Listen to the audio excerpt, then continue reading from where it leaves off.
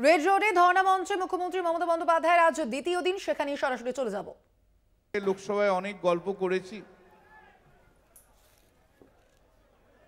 পুরোনো দিনে যখন আমাদের 21শে জুলাই প্রোগ্রাম হতো, সেই সময় বারবার আসতেন প্রিয় খেলোয়াড় আমাদের কীর্তি আজাদ, আছেন সমস্ত মন্ত্রীরা রয়েছেন, বিধায়করা রয়েছেন। সর্বোপরি যারা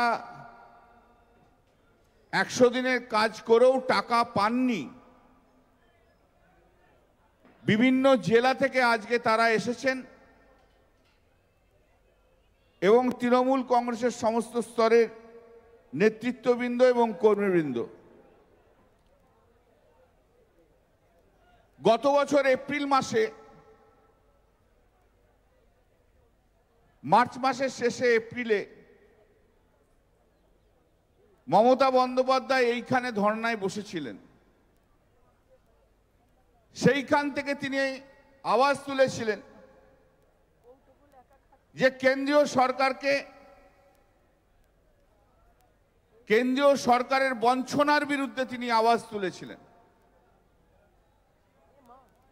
আন্দোলন আরো হয়েছে, ক্রমান্বয়ে আন্দোলন হয়েছে। দিল্লির মাটিতেও আন্দোলন হয়েছে, অভিষেক বন্দ্যোপাধ্যায় ছিলেন সেখানে।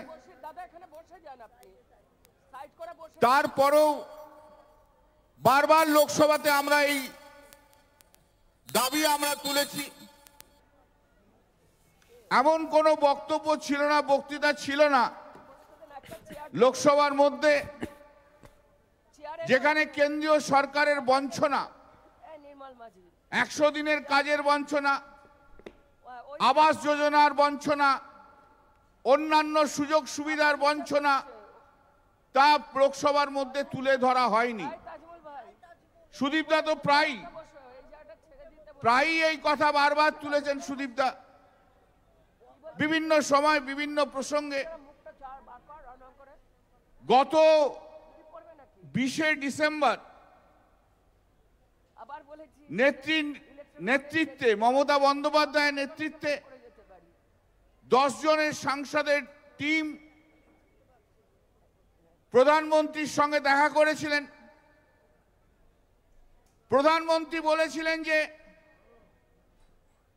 4 জনের কমিটি তৈরি করে দেওয়া হবে, 2টো সেন্ট্রাল গভর্নমেন্টের, 2 জন রাজ্য সরকারের অফিসারদের নিয়ে।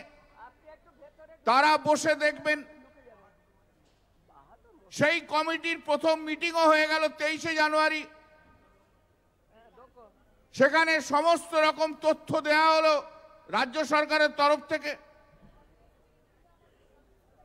কিন্তু কেন্দ্রীয় সরকারের নরেন্দ্র মোদীর কোনো হেলদোল নেই।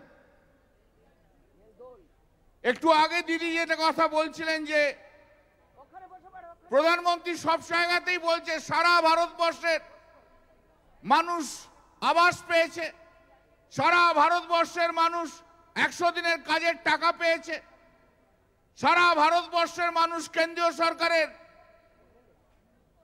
বিভিন্ন বেনিফিট পেয়েছে। যদি প্রধানমন্ত্রী আপনার কথাই তাহলে ঠিক হয়, তাহলে পশ্চিম বাংলার মানুষ কেন 100 দিনের কাজের টাকা পাচ্ছেন না?